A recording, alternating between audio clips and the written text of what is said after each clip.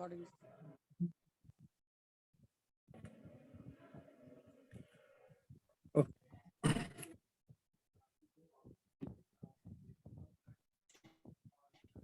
Good noon all. This topic is a machine learning approach to forecast production rate in garments industries. A thesis by MD Shudunali and Abutair Khan, supervised by Prithviraj De. Go to next slide. Okay, I would like to say contents, the contents introduction, methodology, data analysis, result and discussion, future scope.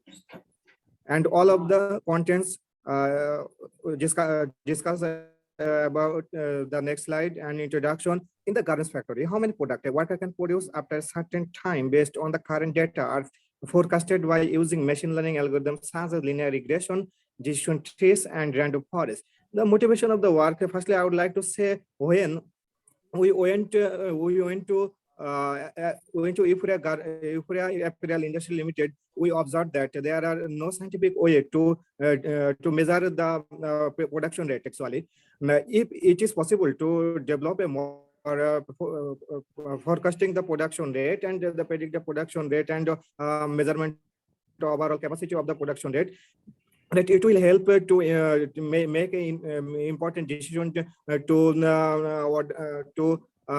in future to order from buyer, and the garments authority really will be benefited for using the thesis paper. And we have collected data that factory and to based on the garments worker efficiency, educational qualification, and current production rate. Several type of worker have several experience and several educational qualification. We saw that there are some different production rate from the several garments worker, and we saw that the educational and knowledgeable garments worker have a little bit different between the production rate, and the experience is the major issue for making difference between the production rate. And we have implemented the thesis actually, and the thesis is when the garments authority use the thesis, they are really benefited. That's why we are goes to the motivated for the work. Here the methodology is simple linear regression, multiple linear regression. Both of the linear regression using by the software Spaces, and the other methodology is a linear regression, decision tree, and random forest use Python, and these are on the machine learning algorithm. All of the methodology describe the next slide. Data analysis.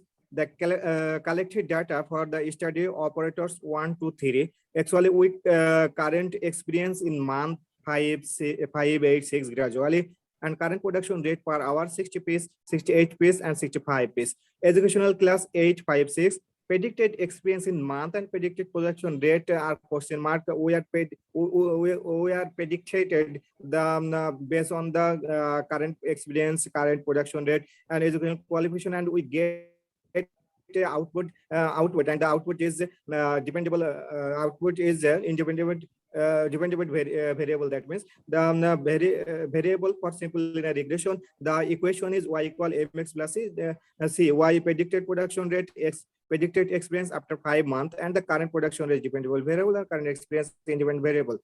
Next slide. Here we saw the curve. The curve is the simple linear regression where correlation and dependent variable and independent variable. We saw that the under below the curve by experience in month, and the curve latest projection rate per hour. We draw in straight line. The straight line represents actually simple linear regression, and here m is the slope and c is the constant, and our correction coefficient is 91%, and R square value is 0.828. Next slide.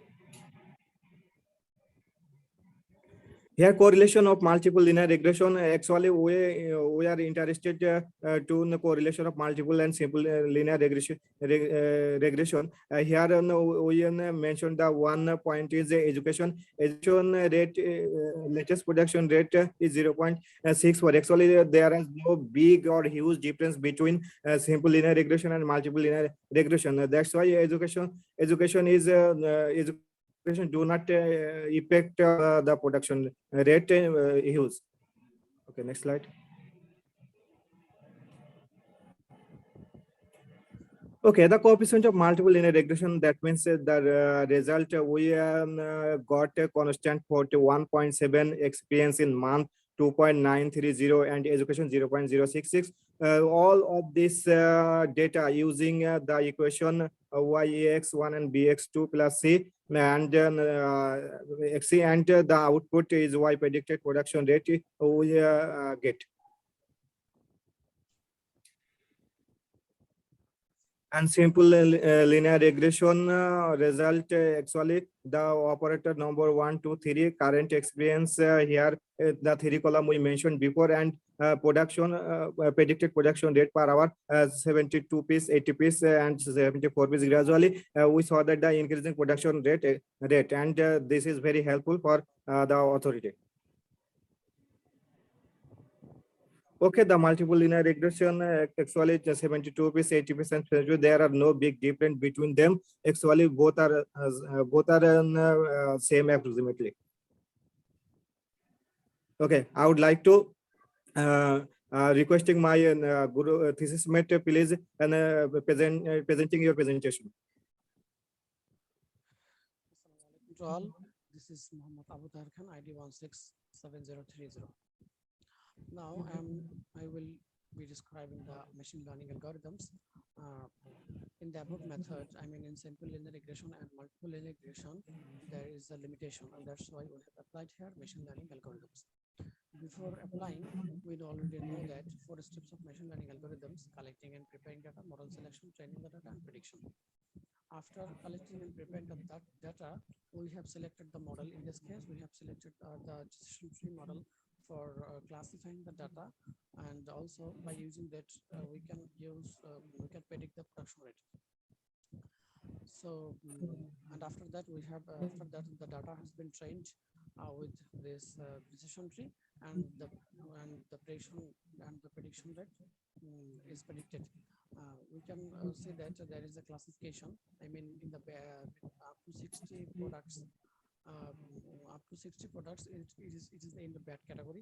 Up to 90 products, it is in good category, and up to 120 pieces of products, it is in the excellent category. We can see that the result of classifying the data, classifying the output data. Output data means the predicted production rate. I mean, it is classified according to excellent, according to 2 category. I mean, or it is whether it is excellent or the good category.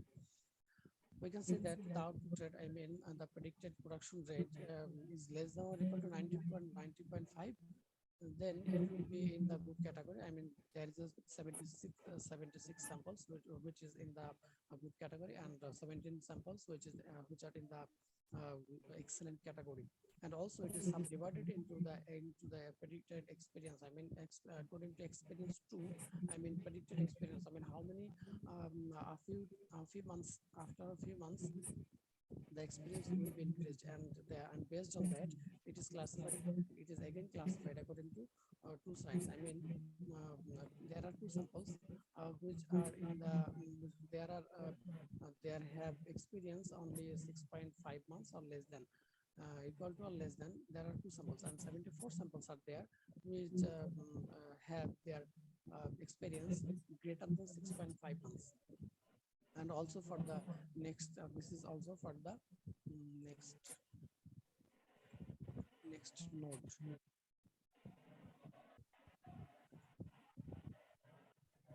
Okay,